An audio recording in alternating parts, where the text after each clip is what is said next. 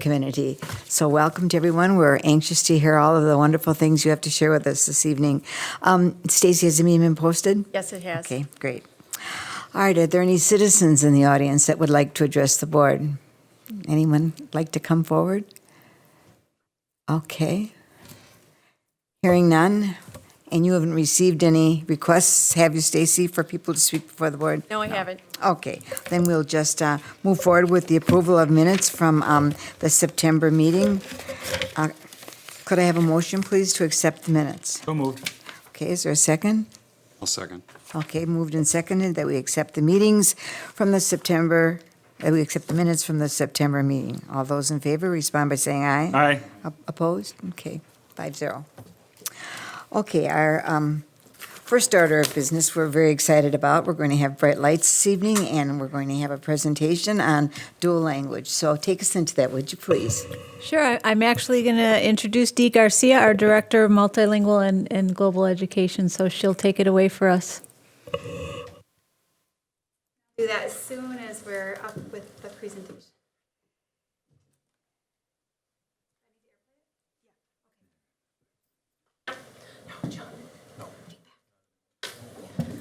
We don't need the microphones on the tables tonight for our guest speakers because there's been a new device installed in the ceiling. So we ask if you come forward to address the board, that you speak loudly so that it can pick up your voice and transmit it online on the air, okay? But you are being heard. Okay. Welcome, Dee. Thank you so much for having me. I just need a moment to get the technology squared away. I apologize for the brief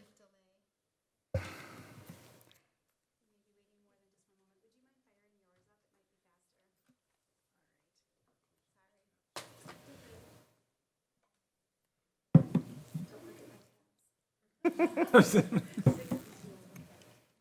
Busy girl. Okay, thanks for having us here tonight. Every year in October, we like to bring our dual language students here to see you and to meet you and for you to meet them. Tonight, we're going to be talking about the Bilingual Advantage, which is our dual language program. And I wanted to briefly refresh your memory. We have 75 students who are now in 4K who 2 years ago couldn't access a full 4K program. So that's really exciting. We have 1,200 students who are in the kindergarten through 8th grade dual language program. And we have approximately 250 students who are in AP Spanish 5 or AP Spanish 6. Those students, consequently, are those students that you're going to be meeting tonight, are our high-achieving, linguistically talented youth. Yes. So I wanted to remind you a little bit about the personalized learning honeycomb that you have conveniently in your little drawer. Ooh. Yes. You can locate the center core honeycomb components. You'll see that one of them are customized pathways for students, and one is proficiency-based pathways for students in a deepening of learning. The dual language program, in its essence, because it not only supports bilingualism, but it supports biliteracy, or the opportunity to read, write, speak, and listen at high levels in both languages, offers students the opportunity for academic achievement, which is measured in both languages, in English and Spanish, and finally supports the goal of multilingual and globally competent students, helps us to meet some of the criteria for a customized pathway for our students that is based on their proficiency and growth.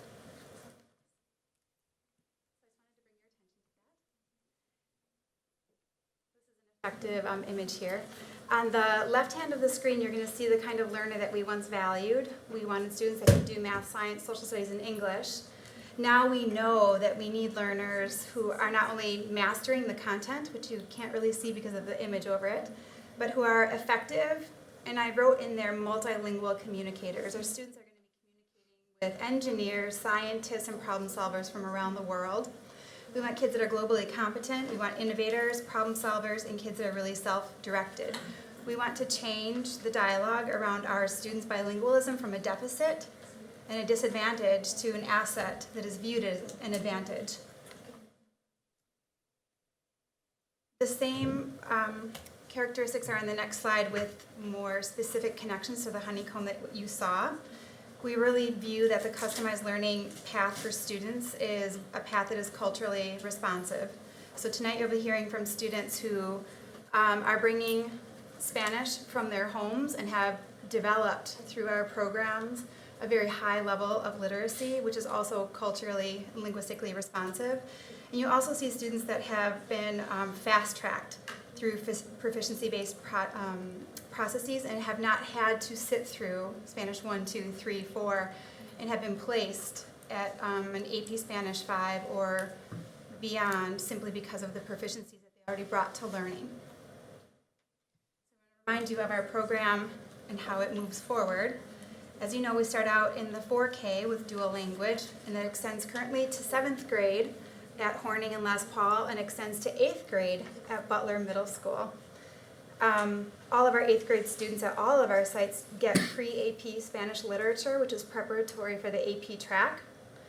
And then as 9th graders, they go into placement in AP Spanish 5, Language and Culture, and I have 3 teachers here with me tonight who have taught that class, have taught these learners, and are here to talk also about their experience. And then we have our new course, which is our 10th grade AP Spanish 6, which is Spanish Literature. We unfortunately only offer one section, so we can celebrate that section, but next year we will have 2 sections at South, 2 sections at North, and over time sections developing at West. This table, or this graph on the left, represents the advanced placement results of our Latino or Hispanic students in their Spanish AP Language and Literature exam last year. Excuse me, it was Language and Culture. The blue represents the 77% of our Hispanic students who took the AP test and scored a 4 or a 5. And you might remember that a 4 or a 5 is the highest score that you can possibly obtain on a test like that. The 22%, which was actually just 3 students, scored a 3 on the Spanish AP Language and Culture test, but 100% are eligible for college credit at respective universities. So on the left, you can see in 2005, we had 9 Hispanic students take the AP Spanish test in 2015. Last year, we had 36 students take the test, and this year, 2017, we have 180 eligible students who are native Spanish-speaking, English language learning scholars. Celebration.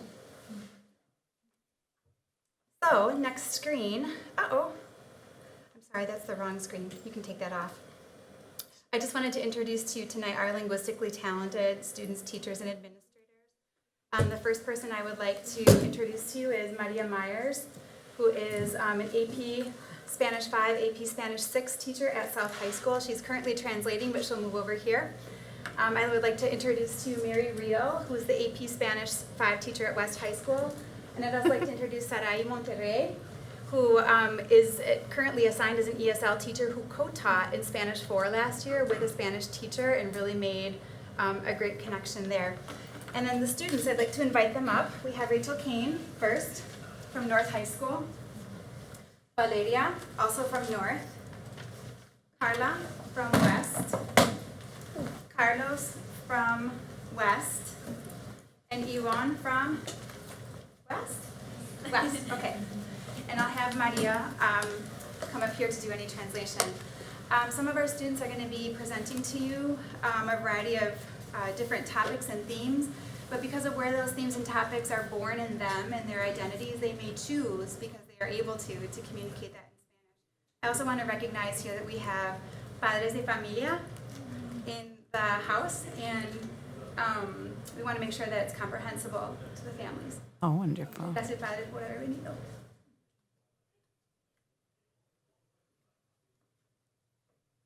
Hi. And talk loudly. Welcome to each and every one of you. We're just delighted to have you and to have you share things with us that we don't know.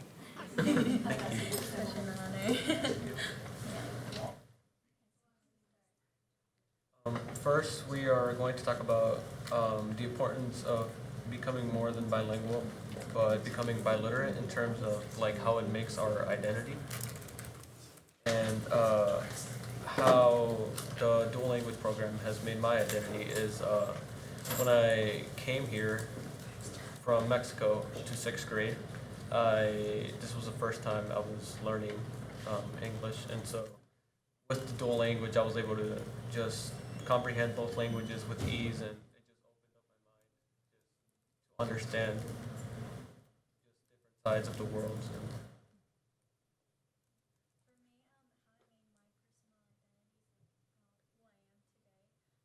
When I was in kindergarten,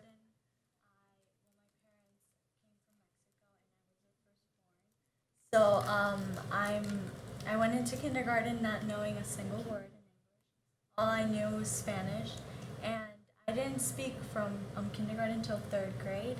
And when I did speak, I could comprehend, I could speak, I could do everything as if nothing ever happened, but it was a challenge, and I think that sometimes we feel like we're kind of alone on things, and to have people that can help us, like Miss Myers, just anybody in our community that can help us and is translate to help us get through school, I think that's a blessing to every student, and every student should have that, especially if they're coming from different countries and starting alone. And I think that it was a blessing to have that in my life, and so that's how my identity was made from being bilingual. I have quite a different story. So I went to Meadowbrook Elementary School, and there's not a whole bunch of diversity at Meadowbrook, at least when I went there. And then I went to Butler, and I saw a little bit more, and I took the like 6 weeks courses. And then once I went into Spanish and actually learning it, it was still a lot of non-native speakers. And then last year, I had the opportunity in Spanish 4. That was the co-taught class with Senora Monterrey, and it was kind of overwhelming because we went from having Spanish that all of us were learning to having half of the students were bilingual and half of us were not.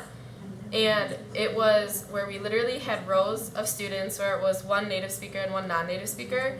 And it was quite overwhelming at first because we went from a class where we were all struggling to where they had a clear advantage. At least that's how we thought, and we didn't think that we'd be able to succeed. But it turned out to be a wonderful experience because there are times where there would be a word like Valeria would know in Spanish and I wouldn't know it in English, or I would know it in English and not in Spanish, and we'd help each other and learning to work with each other and to get that the knowledge of like the culture and like where they come from, because we also learned a lot about each other's like past and like what makes us who we are. Was just an experience that I am so grateful for, and which is why I'm also continuing in 5 and in college as well. Hi, I got my personal identity I went to White Rock and it was like bilingual, but then when I went to Butler, it was just all English. It was kind of like a hard transition for me because we went from English to Spanish to just all English. And then when I went to North High School, freshman year, I took Spanish 3. It was a little bit hard because it was just kind of hard and difficult. But then when we went to Spanish 4 with Monterey, it was just a little bit easier because you had people that spoke English and people that had spoke Spanish, and you could just like help each other out. And not just only you guys were partners, but you guys we had a friendship in that class, and it was just like a wonderful experience for me. And yeah. Para formar mi identidad personal fue como un poco más diferente. Her personal identity developed differently. Porque cuando yo acabo de llegar aquí a Arrived 2 years ago. Estados Unidos y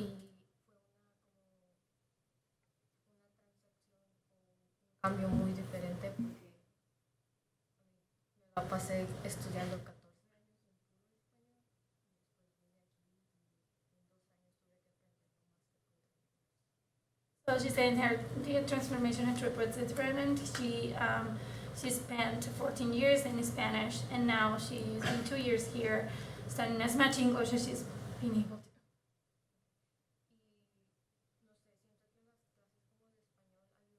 que las clases como de español ayudaron más porque yo pensé que al llegar aquí no iba a haber como ningún tipo de clase en español o algo que me fuera a ayudar y eso fue lo que me ayudó.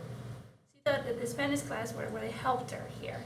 That her Spanish class were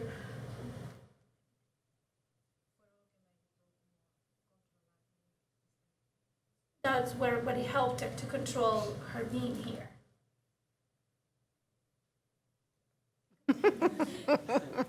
Did you say that she came here 2 years ago? Wow. The next thing we're going to talk about is how we're going to use this gift of having both languages, how are we going to use it in our future in a professional way. I personally like computers, and something I want to learn is computer science, and I think that having Spanish and English, I'm going to be able to help, people that only speak Spanish. I'm going to be able to help them understand what this is in English and how programming works, and same with somebody that is trying to help a Spanish speaker, but he only knows English and he's trying to work with them. I can just connect them together and just make bridges with each other, and that's kind of what I want to make. Just build everyone together, and just everyone can succeed together.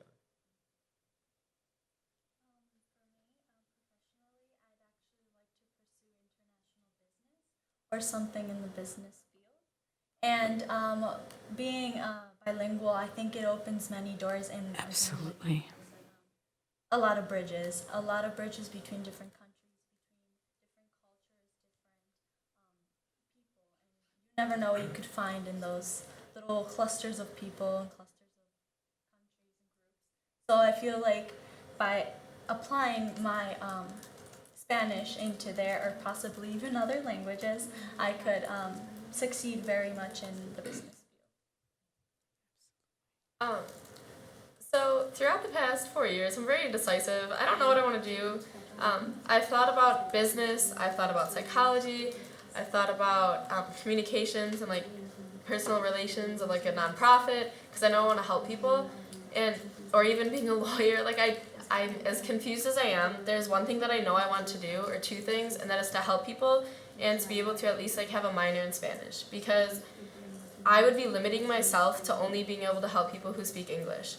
And whatever mode that I choose to be able to help people and to be able to pursue with my life, I know that being bilingual is something that's going to open so many doors, no matter what I go into. If it's business, being a lawyer, or Right. personal relations,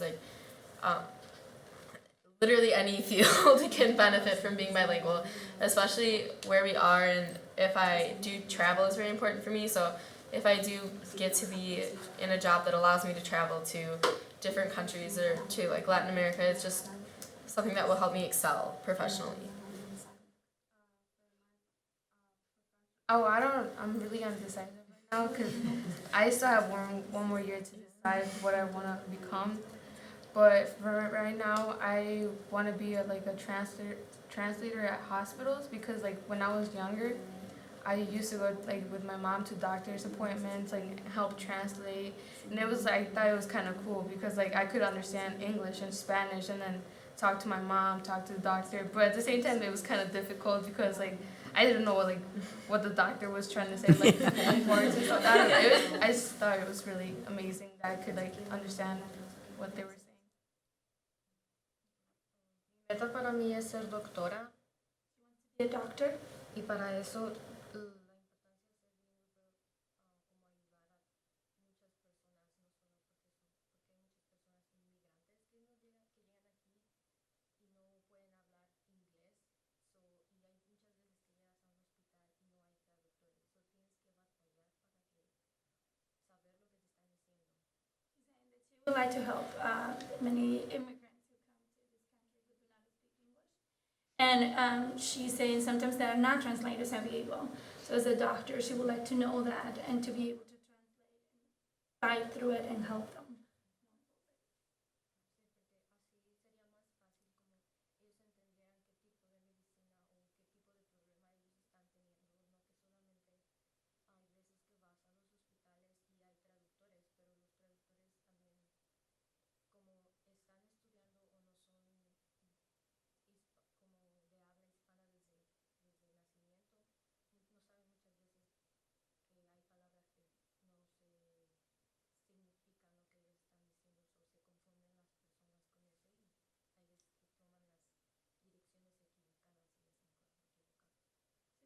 Sometimes when translators, even they know the language, but they might not everything about the language.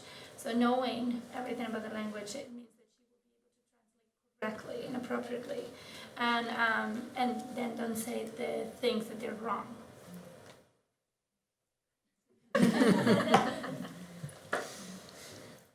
Now, the next thing we're going to talk about is what it means for us students, what it means for us to be in these advanced placement classes. And I think, well, we all agreed that it's an honor to be in these advanced placement classes, and we couldn't have done it without the dual language program, because without the extra help from these programs, just helping us with both the languages, building up the two pillars, English and Spanish, strong structure, it kind of just built us up to be a strong person. And I really don't know how to repay the dual language program, but other than to just make life-changing choices with this gift and just impact the world in a positive way. Once again, it is an honor to be recognized sitting here before you guys and explaining what we feel and how we're going to use this in the future. And I feel like being placed in these classes not only helps the community, but it also helps us. We're challenging ourselves, like even though we're very fluent in the language, we can speak it to you. We're learning how to read it, how to become masters in the language. And I think that will carry on not only throughout college, but again into our professions. And that's something that we're eternally grateful for. Another reason, I feel very proud to be like in AP Spanish 5, because I'll tell some of my friends that I'm in it and like, oh my gosh, how do you do that? Like, I don't understand. And I find it very sad, and I almost pity the students that only take Spanish 1 and Spanish 2 or even 3, which are typically required for different colleges and universities, because they've already set the foundation. Like, you've already come so far only to regress, to lose it. And last year, I'm so grateful that we had last year with it was the dual taught class, because it really cemented that and really affirmed that I wanted to continue on through AP, because like Valeria said, we made friends with so many students, and I have all these bilingual students that I would not be friends with and I wouldn't have had the opportunity to meet. And the fact that Senora Monterrey some days, the native speakers had to work on different things, like where to put accents on certain words when we were learning a new verb tense. Like, there'd be some days where we were separated, but then we'd work on different projects and share them with each other. And we'd get to teach each other the different things that we learned. And so being on the AP track and the fact that we have that opportunity to take it above, and we can take it where we are teaching each other, like being able to share what I learned with the native speakers and have them give feedback is a lot more applicable to the real world, might you say, and we had that opportunity and would not have had that the same chance to be able to have the path continue had we not had everyone in it. Like, if it was all non-native speakers, I don't know that I'd want to continue, because it's hard, and when you don't have someone there to help you, it's very discouraging. But these guys totally make it worth it. So, Like Carlos said, I feel so honored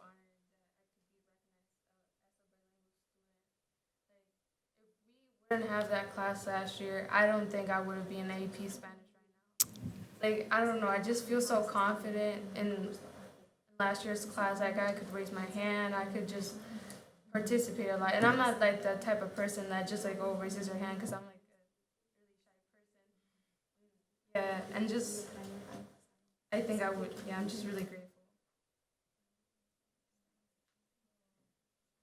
Yo pienso que para ser una buena forma para ser reconocidos en esta clase es no solamente porque eres hispano o latino desde nacimiento, no solo por eso te vas a enfocar, o soy latino, voy a sacar toda la clase bien. One of the things that she likes about being recognized in here is not just because I'm Hispanic or Latino, and because I speak it, I'm just gonna take this grade. Porque como no solamente porque somos latinos, hay muchas palabras que ni siquiera uno reconocemos, hay muchas palabras que todavía estamos aprendiendo con estas clases. And that even though we speak the language that we are Latin, there is many words that we're still learning. There's a lot of vocabulary that we're still learning. Estas clases nos están ayudando como a conocer todas esas palabras y muchas culturas que no se celebran en cada país hispano.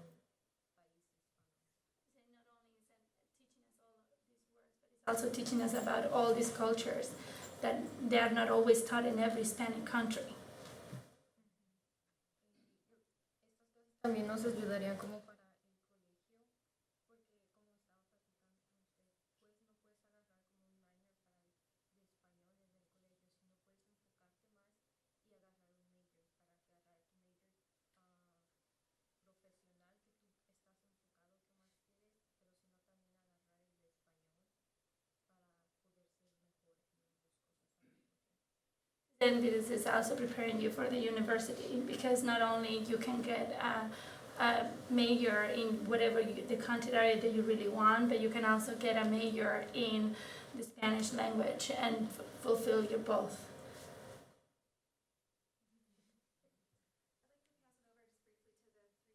That we've invited here tonight, and also recognize that we have one administrator, a bilingual administrator from South High School, Jeremy Martin, in the back. To let the teachers talk a little bit about what their experience has been and given the opportunity to teach kids that are high flyers. I also want you to know that because we do have one student that's choosing to speak in Spanish, her parents are here, but all of our students are totally bilingual, so you can address them in English or Spanish, and they'll answer you back. Wow. Invite Ms. Monterrey and Ms. Real and Ms. Myers to give their kind of description of what the experience has been like. Hi, I'm Mary Real, and I am teaching AP Spanish at West High School. And I have a new fresh look in my classroom this year. Usually it was seniors, and now I have 6 or 7 freshmen in the class. And they have just brought it's just been much richer. In terms of, I have many, it's been a split where I have half non-Hispanic and half Spanish speakers, native Spanish speakers. And at the beginning of the year, the students had to talk about their goals for the class and for the year. And my non-Hispanic students got up and they presented and they said one of the things is that they want to really overcome the obstacles of feeling intimidated in speaking. And when the Spanish speakers came up, it was just heartwarming. They said, we want to help those not feel so intimidated. And I just thought that was pretty impressive. The non-natives they're feeling that intimidation, but this, with having freshmen, they're able to see that they can do it. And Carlos coming in at 6th grade and now being able to work with seniors in the classroom is pretty amazing. The other thing is their confidence that they spoke about. I have the freshmen volunteering now as tutors for my lower, like level 2 or 3. Wow. Wow, that's great. Very impressive. Thank you. So I'm Sarai Monterrey, and I feel just so proud of what we've been doing at North, and that I had the opportunity to co-teach Spanish board last year. And just like both girls said, you know, that they walked into a classroom, but they both had so many strengths that they could bring to the table and share with each other. Just that opportunity to learn from each other for students, it was just beautiful. And to see, like Rachel mentioned, not only the language piece, the cultural piece that they were able to learn. When we were in the waiting room back there, she was talking about a project that she recalled where students shared about their childhood. And she's like, wow, you know, to really learn about different students and just the different paths of life, you know, to her that was really eye-opening. And for Valeria, I've gotten to work with Valeria in many different classes because I'm an ELL teacher at North, so I worked with her in algebra, in English classes, and like she mentioned, in that Spanish 4 class that was co-taught, she was so confident, she would raise her hand, and she was always like, man, I know I can help students here. And just to see that, and for as a teacher to know, okay, that with Emily Hernandez, the teacher I co-taught with, to look at our students and say, okay, what are the needs of our students, and really personalize that learning for them. And to see that for a lot of the native Spanish speakers, we were able to focus on skills that were able to transfer into their English classes, because we were doing some things with, you know, just writing structures of an essay, just different things that transferred on. And so I feel really proud of the work, and it's just beautiful to hear them talk about, you know, how confident they were both in the class and what a neat learning experience it was for them. So, and I'm thankful to the administration at North for all the support, and to Dee Garcia for all the support to be able to do this. It's great. I'm the guinea pig. AP Spanish 6 literature. One of the reasons why I love teaching this class is not only because I have 33 souls and it's a full room, it makes me very, very happy. It is also because I feel like it's a class that is really challenging for them in their own language. A lot of times when our students are grown in a bilingual setting, or even heritage students who speak it at home, a lot of times we don't see the capabilities of these kids, because in other classes, like Valeria or maybe Yvonne was saying before, they are shy. Because it's hard to speak up in something that you feel like the ugly duck, right? It's hard to come out of yourself. And I'm so glad to see that in my room, they are all coming out, and they're all speaking and saying and analyzing text. So it's not only that they can speak the language, but they're truly biliterates, that they can defend a topic, that they can argue, that they can support it, that they can quote their text and defend their ideas.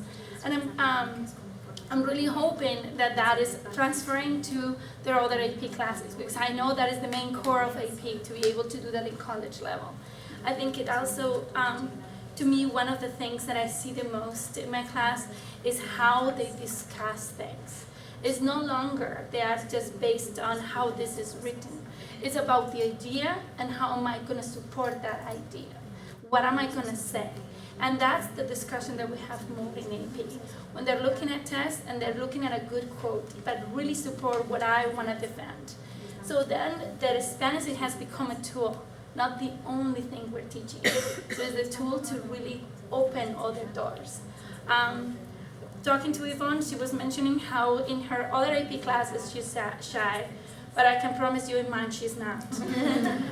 She speaks up loud and clear, and I hope that that transfer later on. Confidence is a big thing in students. We all suffer from confidence in some point, where we're all in a situation where we don't feel that we have the voice, or that it might be judged if we say something. We are offering these students the capability to look at their language, the one they grew up with or they study with, and look at it as an asset, as a tool to really fight in the world, to use it beyond our buildings in Waukesha. And I'm really, really proud of them, because it's hard work. It's not easy to do that. And it's also, I'm very, very proud of them for coming, because it's not easy to come to a room full of adults and speak your mind. So I think you did a great job. Very much so. Have questions for us? Mr. Baumgart. I have a couple comments more than questions, because I don't think I could ask a good question here. A couple comments about confidence and how you feel about yourselves. Number one, you just addressed a group of us that are jealous of you. We are. I am. I am jealous. I mean, I just, Definitely. Carlos, you speak so clearly in English. And I think that's just phenomenal. Like I said, I'm jealous. The other thing is, two things. One is Rachel and Valeria talked about your seeking out a career, and don't panic. I think you're looking at people that have changed careers over their terms of our life more than once. So, but pick out something that you find that you would really love to do. I mean, it's more important that you love the job than it is that it's making a lot of money or something. You know, you've heard that before, but anyway, it's true. And the last thing a couple of you commented on your pride and how could you repay the district or the teachers or whatever you want to call it. Think of this, you've got the tools to repay us by going out there and being an advocate of this program in Waukesha. I mean, there's an awful lot of people out there that do not understand how good this district is and the variety of programs and the strength of the programs that we have to present to you children. You can help with that by letting people know that this program has helped you shape your identity, understand other people, given you the confidence to work with each other, and you know, and like I said, make us jealous. So go out there and be an advocate for us, would you please? Yes. Thank you. Ms. Renchick. Thank you. I have a few things. So, Carla, maybe this is for you. I noticed yours first. The South AP/West High School. So, she attends West, but she drives over to South to take the AP class.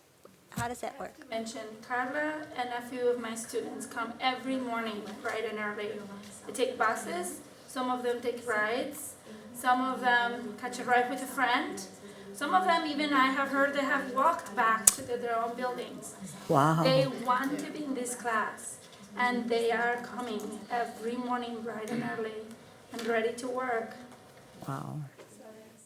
Impressive. Because Very. West does not have the AP yet? Not AP6. AP5. Oh, okay. But not AP6. That's the only class in the Okay. district. So one after 5 they can take 6. But again, guinea pig. And I think that shows the trajectory has allowed them to move at an advance, to be able to take 6 before they would only reach 5 because they started. Those of you that are coming from West, like specifically Carla, how did you make the decision to leave your high school, all the way across town, and then to go back to West?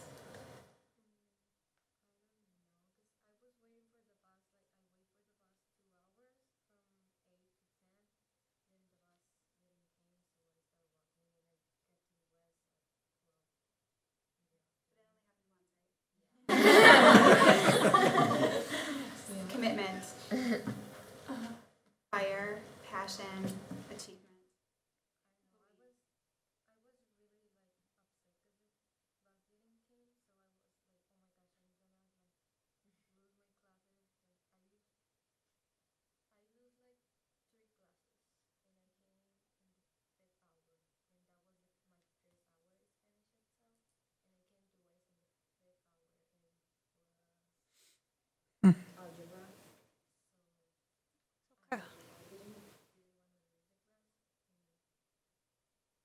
Carla, you shouldn't have to take gym class for like a month. Yes. Carlos, did you speak any English when you came? Just very little. Wow. Okay. Yvonne, I thought I was going to try. I would have thought you were a native English speaker. Right. Yes. Right. Yvonne, when you came, what was your pathway? Did you go to Banting? What was your pathway from kindergarten when you came?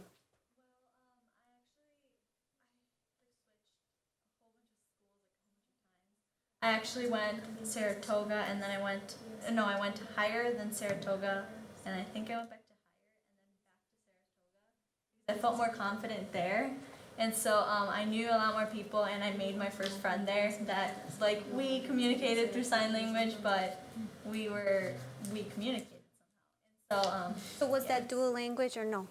None of that was. I don't think so. No, You I were don't just think so. in a I just regular did it school. by myself. No, Montes assisted the higher level classes of Spanish. So that's another thing that as a district we can be very proud of. We have students who come from these bilingual programs who are strengthened in both ways. And we also have a lot of heritage students who are Spanish speakers at home, and they have not been in the bilingual program for many different reasons, right? But they have come to higher levels of Spanish. We cannot put them, and we should never put them in a level one when they can speak fluently to a teacher. Right. So we are now able to offer higher levels of Spanish in which these kids go right away into 4, like Valeria and Rachel, and they are communicating and building both languages, their Spanish and they're building their English and their confidence and their work. But we're also able to offer 5 where they continue with that and analyzing and doing things, or 6 and teach them literature. I have students right now who are 11th graders who started with me 3 years ago in Spanish 3. They have never taken an Spanish class. And they just took it because a friend told them it might be fun. And they thought, did I speak the language, right? And they came to my classroom and they were intimidated at times because their writing did not follow their speaking. So we worked through that, and then in Spanish 4, they worked through that again. So they built their Spanish on writing and their capacity of writers. Right now, they are in 6 with me. They skipped whole class, right? Because in 4, we were like, you really don't belong in 4 either. You build so much, we move you to 5 AP. And they got those wonderful scores you saw. So then they keep moving. These kids are also part of our district. And now we have classes who challenge them and classes who support them and teach them this critical thinking and analysis and support in a language that they're familiar with. And now they can move to another AP class. They can see themselves successful in other AP classes. And that's something that district-wide we need more, right? More of this variety of students in our AP classes. And I think that is something that we should be really, really proud of, because I worked in another district before where this was never an option. And as a Hispanic, I feel sorry that that was the case. I'm so proud to work here and say out loud, my students have that choice. It's wonderful. Do you have Jaden Reinacek in your class? I'm hoping so. Rachel and Valeria. I know I said that not as beautiful as you guys do.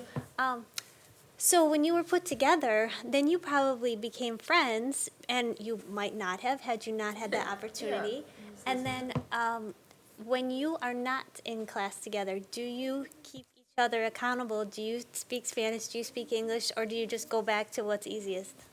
Well, I feel like definitely we, through and a lot of the different people that I've seen, a lot of people that you see outside of class, especially right after class, people still be speaking Spanish because you're still in that Spanish mode. And it's hard because I feel like even in class, a lot of people, unless, even Valeria and other people like her, unless they had just come from a different country, a lot of people tend to go back into English when we're in the classroom. But I definitely feel like we've held each other accountable. One day in class, I know it's not quite here, but in class one day last year, we had a party and we had to speak in all Spanish. And if you spoke in English, you'd had to go to the timeout center. You couldn't speak, you couldn't eat, you couldn't participate. And I'm pretty sure only non-native speakers went in there.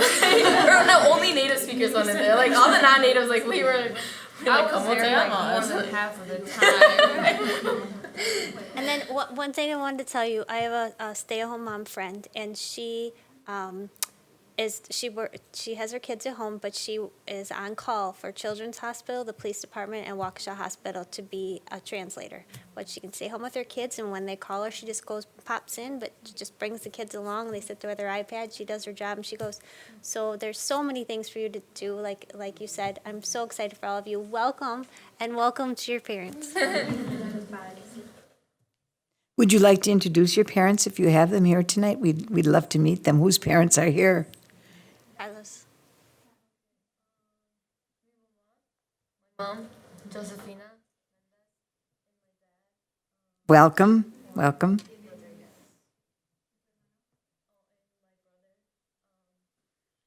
He goes to Lesbo, and his name is Carlo. Thank you, and welcome. Thank you for being here.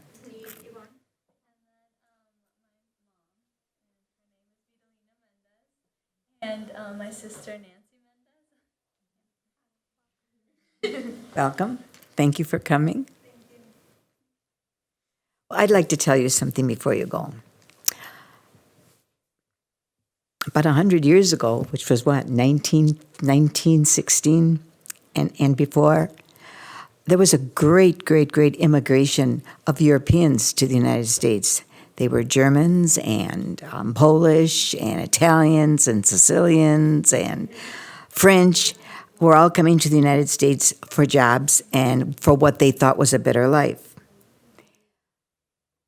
When they got here, they were real surprised because they were sequestered in neighborhoods by nationality. And the different nationalities did not get together. The Irish lived over here, and the Italians lived in what is now the Third Ward, where there's Summerfest, etc. But they were by neighborhoods. And their children, which were my parents, were ashamed that their parents spoke a foreign language. They wanted to be Americans, and they gave up their foreign language, I'm sorry to say. So therefore, when I came around, my grandma and grandpa still spoke foreign language, but I didn't understand, and no one made any effort to try to teach us. And I'm sorry for that. I'm so sorry for that. Your lives are so enriched because you speak 2 languages. This is wonderful. You're starting a whole new trend in the United States, an appreciation of bilingualism that didn't exist when the Europeans immigrated. And for that, I am so proud of you. And I envy you because I wish I would have had that from my family. So congratulations. You're an incredible group of young people who are going to continue to do great things for our country in 2 languages. Mr. Dietz. I just want to congratulate all of you on your personal successes. I heard great things tonight from each and every one of you, and I'm sure it hasn't been easy along the way, as we witnessed just from your examples tonight. And you probably never thought you'd be speaking to the Board of Education. So, what a great bright lights. The one quick thing, if any of you would have any recommendations to improve the program, or anything you'd like us as a district to consider, I would be interested in hearing what that would be. And that would be from staff or students. Well, before you leave, I'd like to thank your teachers. They're marvelous people, how they have inspired you and have helped you demonstrate that passion, because it's passion that helps us to be successful. And I'd like to thank Dee Garcia for improving our program and making it so strong and doing things in Waukesha we didn't know. But because of you people, we have a community that respects and appreciates bilingualism. So thank you. Thank you for that. And then also, like, when you said a recommendation, I think a huge push is that a lot of people, like, language is pushed because it looks good. A lot of my friends is pushed like, oh, take Spanish, take French, because like you need it for college, you can get the retro credits. Like, it's all very like for personal like opportunity with like college and stuff. If we push more of like what it can actually do for you as a person, like just the bigger picture, I feel like if it was pushed more, I wish I had gotten that earlier, because I did get that. Like last year it was so eye-opening, as we've said so many times, but I wish that had been pushed from the younger age, showing that the non-native speakers, how important it is, how much we take for granted, the fact that we can speak out in every class. Whereas when I come to Spanish, even though, like, especially last year, I wasn't quite sure when to raise my hand, I wasn't confident as I usually am, that it's okay, and like that's what other people have to experience all the time. And that I wish it was pushed more, that it's gonna make so much better. Not just Of course. this is gonna open up a door for you in college. It's that like pushing for the profession and for just your awareness. And like, if we could just do that and have a higher understanding of that, I feel like it would make it so much. And think how you enrich our community. And Rachel, you're already doing that, so continue the good work, and all of you are, so keep it up. Great job. Do you all read, write, and speak English and Spanish? Wow. I'm sure, Carlos, that if I went to Mexico, and I've been there several times, and I love your country, but I know that in 2 years I could never speak Spanish like you speak English. Thank you. Thank you very much.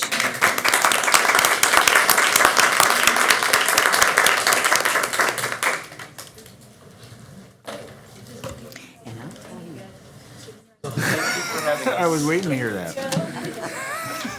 My father, they hated the Irish, and the Irish hated the Danes. I know. Oh, I used to hear about You were that. here all- before all that. Huh?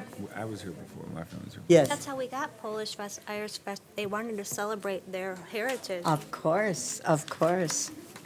All right, moving along. That was really wonderful, just wonderful.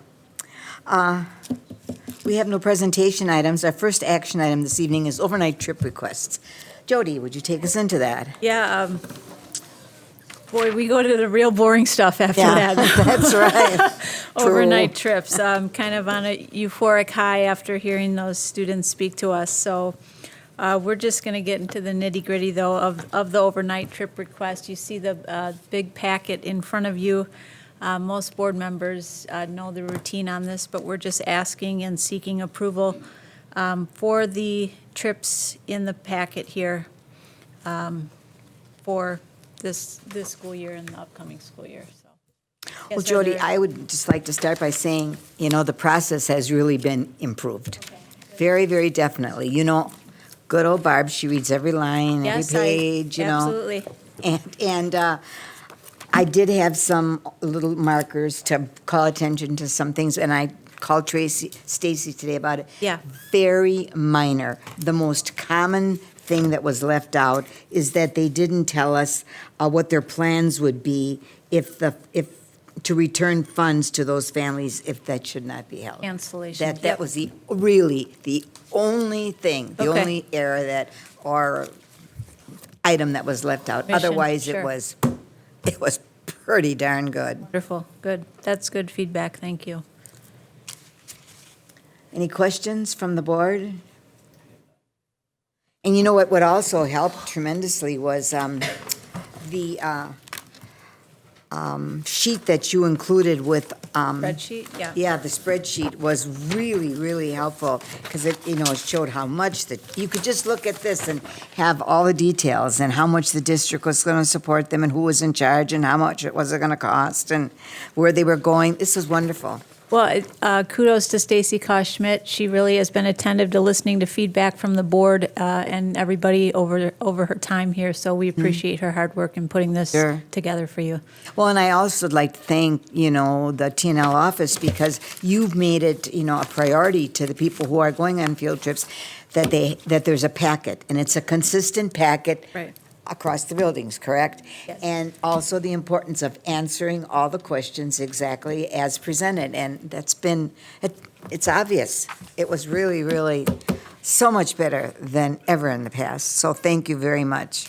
You can come Really back tomorrow. appreciate that. Nice job. So, Stacy, just remind them now, they need to tell us what they're going to do if their trips fall through, but other than that. Okay, well, this is an action item, so could we have a motion? If you don't have any questions? I move for approval of the overnight trip request as listed. Second. Okay, it's been moved and seconded that we vote for approval of the 2016-2017 overnight trip requests received thus far. Okay. All those in favor, respond by saying aye. Aye. Aye, opposed? Okay, 5-0, very good, thank you. And again, thank you, Stacy. Thank you, Jody, for making sure that this is very well organized. Okay, our next item then is a 4K update. Great night for Barb. I'd like to introduce Laura Faust and Melissa Yao to help with our 4K highlights this evening. Thanks, ladies, for being here. Welcome, Laura. Welcome, Melissa. Good to see you both. We speak the same language. So tonight, I just wanted to update you on the enrollment. We've gotten started, all of our 4Ks in all of our elementary schools. It started out fabulous. No major glitches that we didn't anticipate, so that was really good. Our total enrollment for this year is 709, which is up 50 kids from last year. Wonderful. We have maintained having all of our sites have adequate students to continue all their sections. The only schools that we don't have 4K at is Hawthorne, Randall, STEM, and Lowell, but Lowell has our early learning. They have early learning special ed and early learning deaf and hard of hearing. So how many programs do we have, Laura? There's 22 sites. 22 sites, and within the sites, there's a morning and an afternoon. Right, Right. and that graphic, did we get that out? They're on the desk. So that graphic will show you where the different sites are. Great. And what are full day and what are half days. Hopefully it's clear on there. And it's then all- where we have, all of our dual language classrooms are full day, and that's at Blair, Higher, and Banting. So we have 3 4K dual language. Those are all full day programs. Okay, they're full-day programs, right. And I just ran through enrollment this morning with Stephanie Peterson. Most of our sites are half filled by people of their attendance area. So we were able Great. to get most attendance area families Great. into their attendance area school. Great. Which we want to try to continue for next year. We're going to be sending out a survey very soon to interview families for 17-18 to try to help us guide us in if we need to change things, add programs or whatever. So that will be going out, and then you have the model. This summer, the 4K leadership team worked really hard to expand the continuums, and I think you have a copy of those. So the continuums are now expanded to go 4K through sixth grade. And the early learning teachers that are working at Lowell are going to be working on expanding it to include before 4K, pre-4K. One thing that we were able to do, so we had expanded math, reading, writing, and speaking and listening. And for the first time, we have a social and emotional growth for 4K continuum. Duh. Because that's what we do. Of course. That's our focus, and we try and embed all the academics into the social emotional. So we started a 4K social emotional continuum and hope to grow that into 5K. The continuums are based on the Wisconsin early learning standards, and I was going to bring copies, but I forgot. But I will get you, if you need copies, they're online.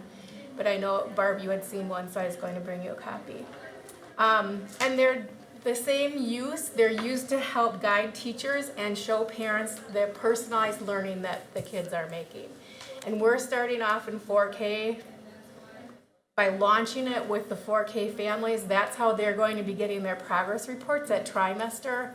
That's what they're getting, is the continuum, so they can see where their child is and what they've mastered or what they've been proficiency at. And proficient means that they're consistently and independently doing that learning target at school, so that we have witnessed it and seen it. And that our teachers are providing evidence of seeing that target being met. And we've already had a family engagement activity, which was curriculum night on September 22nd, and we had about 85 families, so it was well attended. Yes. It was at Summit View. And we have Pizza with Santa coming up on December 2nd. We don't know exactly where yet, but that will be announced.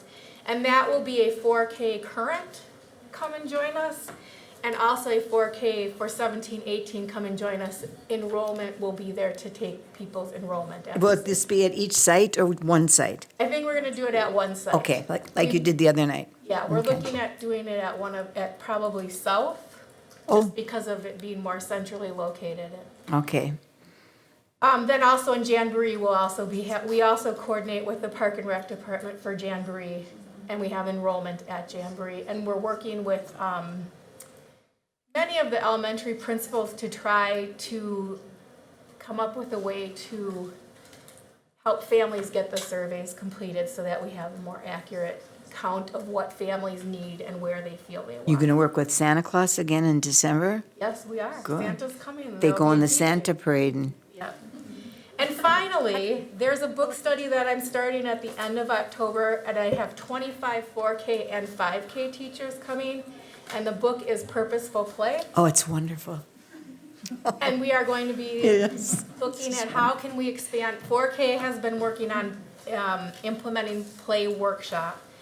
So we're going to take what they've learned and share that with 5K and try to build it back. It's just wonderful.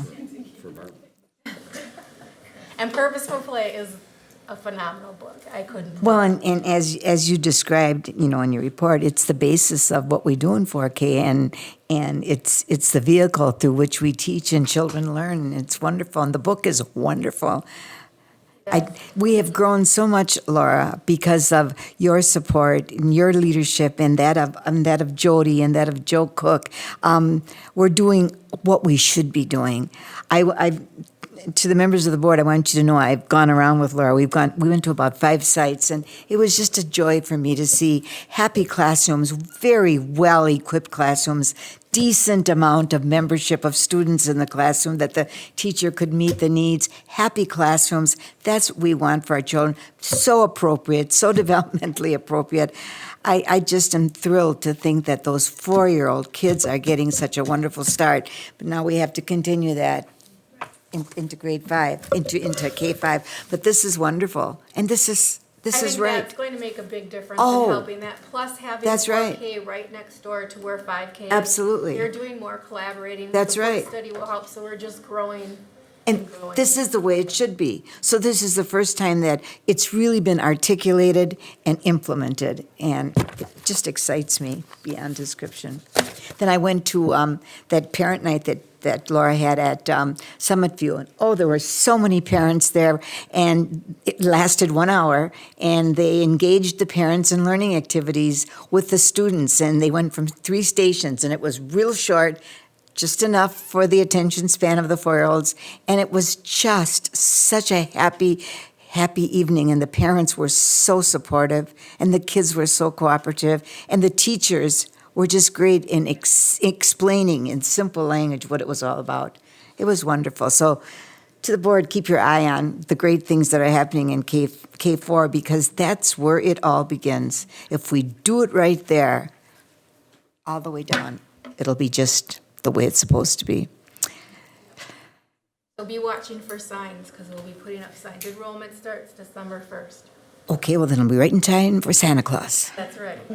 She goes in the Santa Claus parade and gives out flyers. You've seen her there? Well, maybe you could go along with her. I'm in. You could be the brownie. Email me. You could be Santa's brownie. I could be. It sounds inappropriate, but drop it. yeah. How naughty of me. Ms. Ranchek. The reason that we don't have them at STEM and Hawthorne, or Saratoga and Hawthorne, did you say, is that because of space? Part of it was because of space. We also last year did not have parent interest, and we are looking at expanding, going to this Hawthorne STEM. I just talked to Yui today, and we're going to look at. He said they will make space, so I also need families to say that they're interested in going there. And that's why we're gonna do the survey again, to see where people are at, and if people are still happy with, say for example, Bethesda has a morning and afternoon half-day, and that was based off of feedback from parents, but we'll be surveying again to see if people now experiencing full day, if there might be interest in. And when the parents in that Hawthorne community get to know their new principal, and what an enthusiastic, great person he is, they're going to want their kids to be in a K4 program, because there is room over there, is there not? I think so, yeah. I do too. Okay. Yes, we have a question. Questions. A lot of enthusiasm. On any of the community sites, is there no full day in the community The center? community sites do not have full day. They're all half Dual day language. They're all sections. half day. Except for some of them have longer days, like Foxtails Park and Rec. They go 3 days, Oh, okay. and I think they go 9 to 1:15. Oh, okay. And then we increased our enrollment by roughly 50 Yes. children. When we moved it to the sites out of White Rock or the Early Learning Center, did the community sites lose students? Did the community sites enrollment go down as we moved them to the sites? Did you track that? No, we've been tracking that not significantly. Okay. We've been maintaining the same numbers. 2 of our Model 3s only have a morning section, Okay. but they only had a morning section last year. So we didn't drop any sections at partner sites, and it's important that we maintain that partnership because that gives our families that flexibility to stay with a site where they've been since infancy, if that's the case, Great. and also to have better wraparound care. I was just wondering if, as we moved it out to the sites, if some of the Model 3s or the community, partners lost children to schools that were in their neighborhoods. They may have, but then there were other families that were able to come in And backfill. fill in, Okay. yeah. Excellent. Thank you very We much. looked really carefully at that, and our enrollment is not down at our partner sites. Good. That's fantastic. I know I talked to a lot of the partner sites and they Love it, yes. Yeah. Parents love it. They do. Any other questions, comments?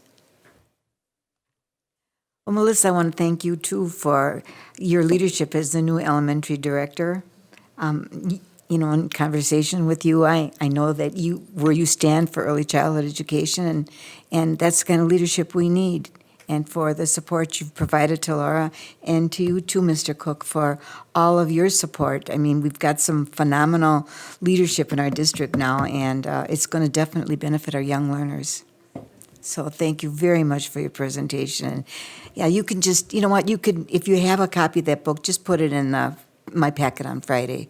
Okay. Give it to Stacy or to, Does anybody else want a? love that copy of that book. It sounds like a good it's book. wonderful. It's from the state of Wisconsin, and it's really tells you what The Weemels, Wisconsin Model Early Learning. tells you what early childhood programs should look like, and Yep.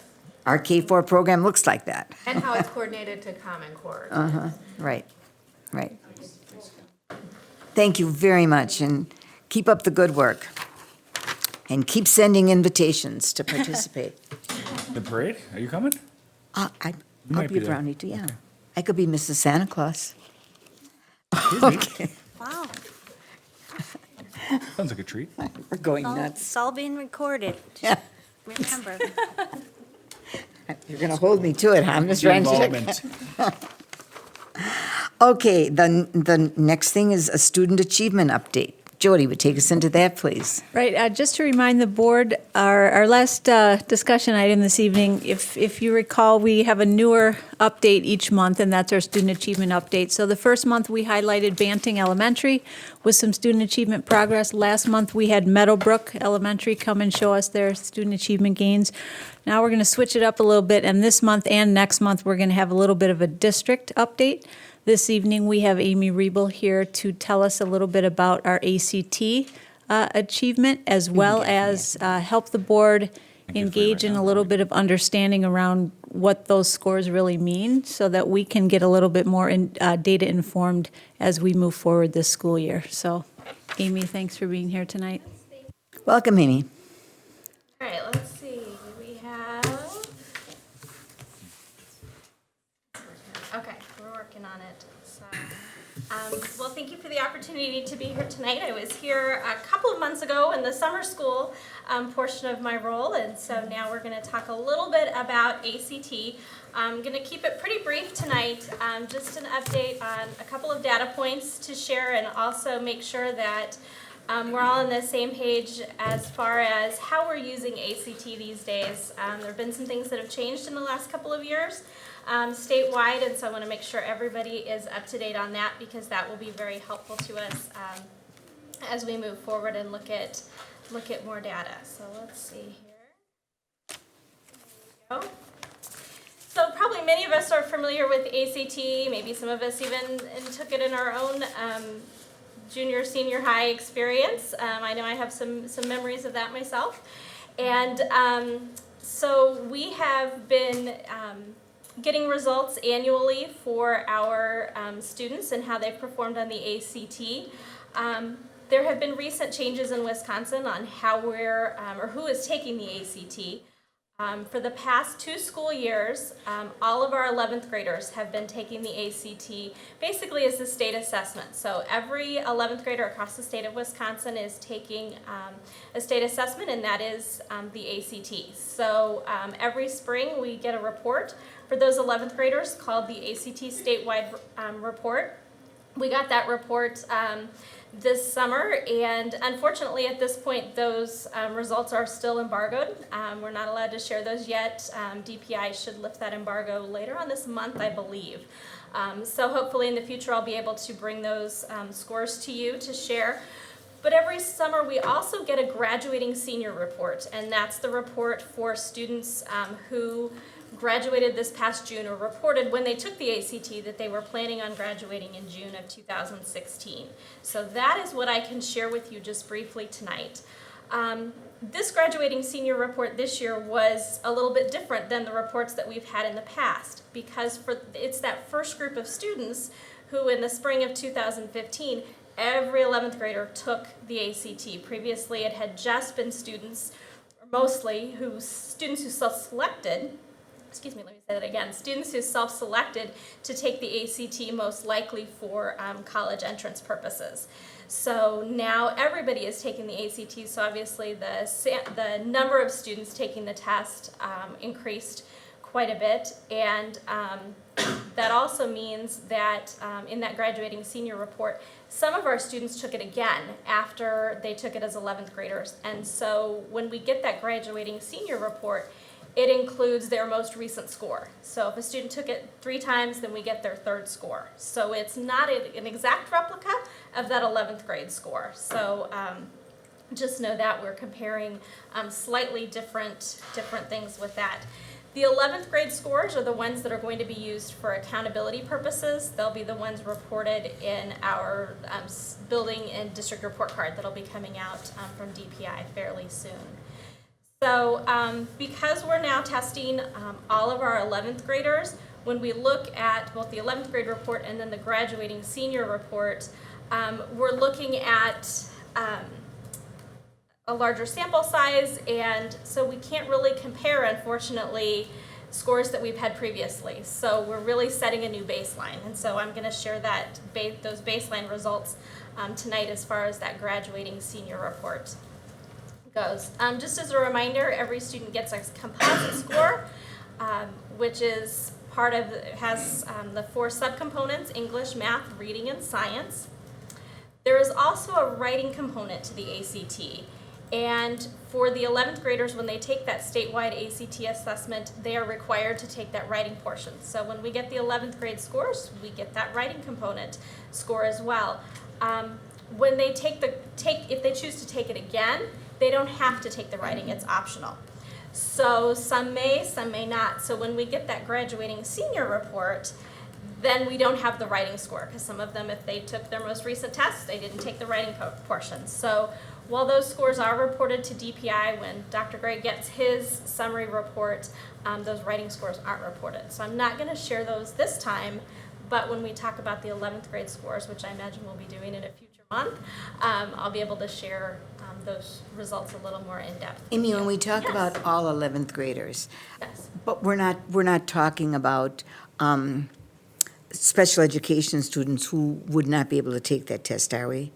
You are correct in that there is a small number of students who would take an alternate assessment. If that's appropriate. Yes, and if Okay. their IEP team determined that that was most appropriate for Okay. them. And is the test also a test to meet the needs of dual language students? I don't believe there is Okay. at this point. The other thing I can say is there are some students, again, based on what the IEP team determines, that would have some accommodations. Some of those are ACT approved, some of them are not. Okay. And so we get the scores for students who had ACT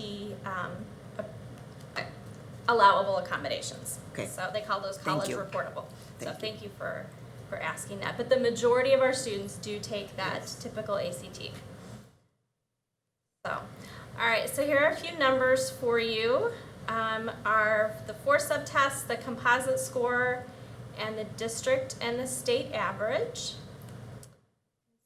We had an English score of 19.9, a math score of 20.3, a reading score of 20.8, a science score of 20.6, and an overall composite of 20.5, which was exactly the state average.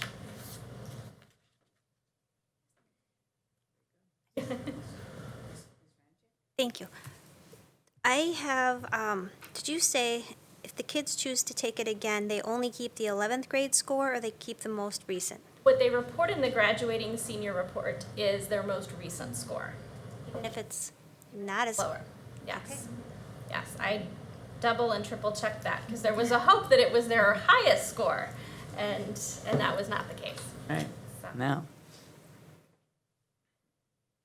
If you want to see, I know some people like graphs a little bit better, so there is a graph for you. Note that the scale on that is, the ACT is 1 to 36, so note that that scale shows some slight variations in the scores. So make graphs do different things. I want to be completely forthright in what my graph shows. But you can see some variation there. And then I also have the composite scores for our 4 high schools.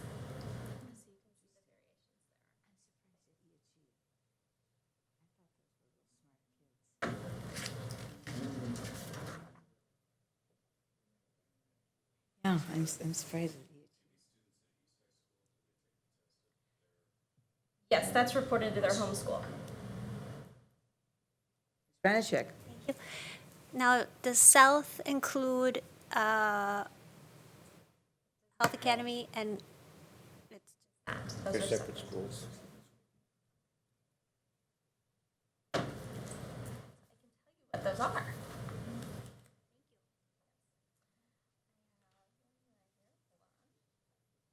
Engineering Academy had a composite of 25.4. And Oh, wow. the Health Academy had a composite of 23.5. also do Inspire or no? No, that is part of North's score. So note that the sample size for that group is much smaller than our typical high school. So. Who proctors the test for the eAchieve kids? Do they come to a central site or do they do it at home?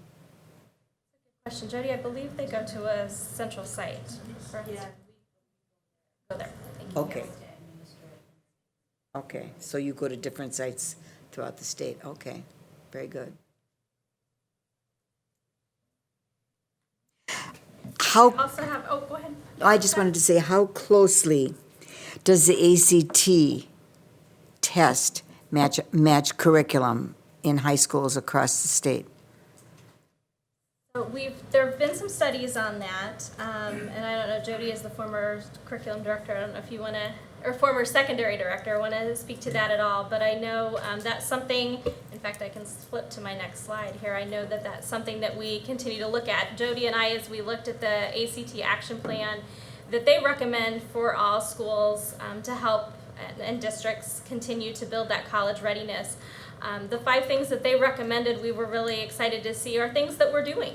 They're the things that are ongoing here in the school district of Waukesha. Our SAIL focus certainly, and SAIL process certainly strengthen this as well.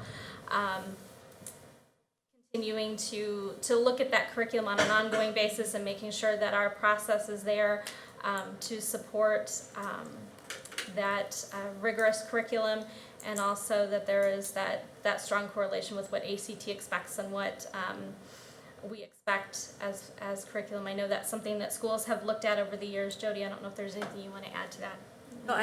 Well said. I mean, I think for sure the teaching and learning department's focus is rigorous curriculum and high expectations for all. So we're currently working on our curricular design process so that our sort of 3 to 7 year plan entails making sure that all our courses are at the rigor of what the ACT college readiness standards say is achievable for our students. So The reason I ask, Jody, is, I've had 5 grandkids, go through schools and high schools in Wisconsin, and say, "Oh, gee, Grandma, they're asking questions regarding curricular areas, and I don't know the answer. We never learned that." And so that's why I was wondering, is it based on state standards?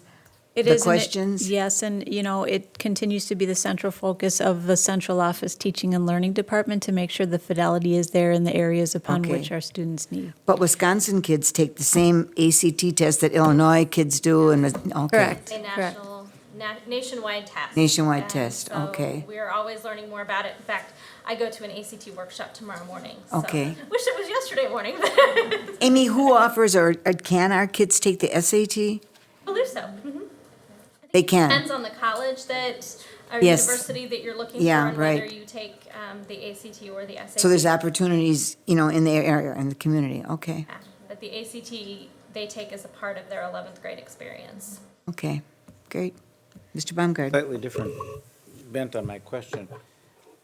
The first time I really realized that writing is not considered part of the total score, and for the life of me, I can't understand the logic there. Maybe somebody could help me, no? I mean, my Good gosh. question. I know. That's It's a huge problem when kids are in college and they can't write a decent sentence. Okay, so there's still a huge problem. Don't know if I'll solve that one tonight, but maybe tomorrow. Ms. Franchek? Ms. Franchek? Thank you. You gave us so much data and all great information. I'm not trying to be difficult, but I thought I heard that if you left the engineering and health academy students in South and figured it that way, I thought I heard that South was actually higher than North and West. Oh, I hear what you're saying. I would. The They score is take your definitely going to scores go and up. put I them couldn't answer that because I have not figured that at this point. When I try to defend South, I always bring that in, and I was hoping to see, that, not that I had heard it from Todd, so it must be true. But I say, if you take, if Inspire is included at North, and I know it's not a separate charter school, but if you were to take those kids out, obviously that score will go down. If you're going to do that with any of them, that's going to change it. So I just wanted to know that one, but if you don't have it, it's okay. I can work on figuring that out, but I have not looked at that for this year. That maybe have been something that we looked at in past years, and definitely we've got some very high achieving students who are participating in those programs, and so their scores are a part of those charter schools. It's almost like if you took the top half, but if you took the top scores out, then you should take the bottom scores if you're really looking at an average of the school. If you're just taking out those charter school high scores, then of course it's going to be lower. So I don't know if that's really fair, but I'm sure we have a list this long of fairness that we can go to DPI with. One last thing, when our graduation rates, do we have our SAIL kids, the ones that go until age 21, are those included in, or I guess it's not graduation, ACT, do they take those, or would that be like IEP? They would take whatever assessment their IEP team determines is appropriate for them. Right. Right. The SAIL kids over it, yeah. Okay, any other question, comments? Did you want to say something, Mr. Cook?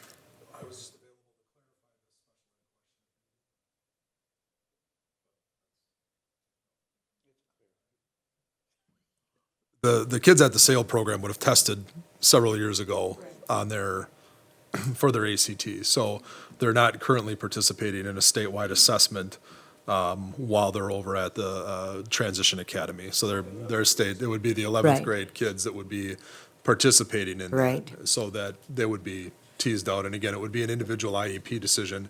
There could be some kids at the Transition Academy in the future who participate in the ACT. There could be others that take the alternate assessment.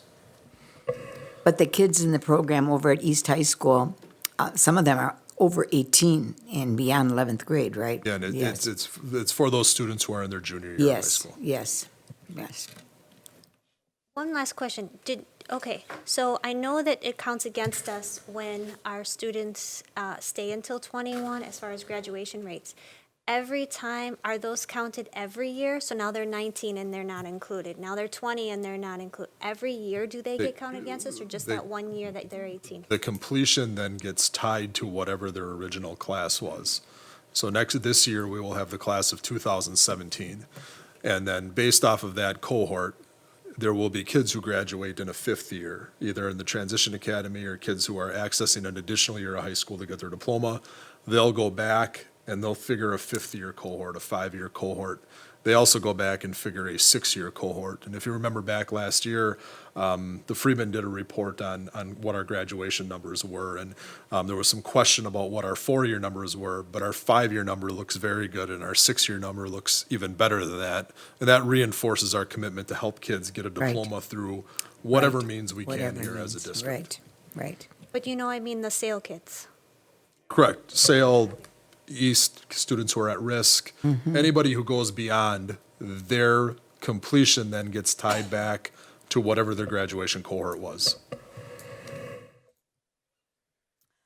Okay, Mr. Dietz.